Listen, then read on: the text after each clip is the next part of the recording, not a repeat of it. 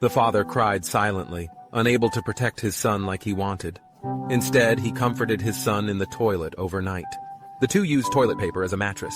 Facing the knocks and scolding from outsiders, he could only hold the door tightly with his feet and then cover his son's ears tightly.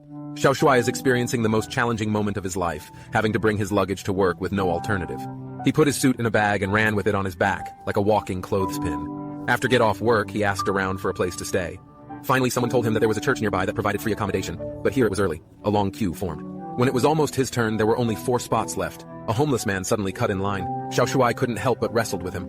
The administrator was about to cancel their accommodation qualifications, but Xiao Shuai could only make a weak defense. Fortunately, an old man helped him identify the homeless man who cut in line. Xiao Shuai got this hard-won accommodation opportunity. After coaxing his son to sleep, he studied the customer's information under the light. Becoming a regular employee has become his only way out. He worked hard during the day and continued to fight for a bed at night. Sometimes he couldn't get one, so he had to stay at the station with his son for a night. But the child never blamed him. He knew his father had reserved all his love for him. He was about to queue up at the church when he ran into his boss at the door. Xiao Shuai was asked to borrow 5 yuan, but hesitated. While 5 yuan may not mean much to others, it was too important to Xiao Shuai.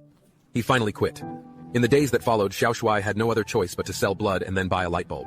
Xiao Shuai repaired the scanner that night, and when he pressed the switch, the light of hope illuminated the whole room. Soon, Xiao Shuai sold the scanner and he could finally breathe a sigh of relief. At night, he took his son to stay in a hotel, but the bed was empty. The father and son were watching TV and fell asleep in each other's arms. Soon, it was the last day of the internship. Xiao Shuai was still working hard as always. The leader came over and asked him to go to the office. Xiao Shuai was nervous. He put on his suit and walked into the office. The leader was waiting for him. In order to relieve his nervousness, Xiao Shuai made a joke. I thought I'd wear a shirt today. You know, being the last day and all. But wear one tomorrow though, okay? Because tomorrow is going to be your first day. Xiao Shuai, who is usually talkative, was speechless for the first time. He widened his eyes and nodded repeatedly, struggling not to cry. It was his first time leaving the company, and he walked slowly in the crowd. Unnoticed, he tightly covered his mouth, experiencing joy from within. It was the happiness he had long missed. He applauded himself vigorously. He no longer had to sleep in the toilet with his son, and he no longer had to run around like a clothes hanger. This time he could walk on the street like an ordinary person. At the end, Xiao Shuai walked happily on the street with his son. A black man walked slowly beside him. This is the real prototype of the story, Chris.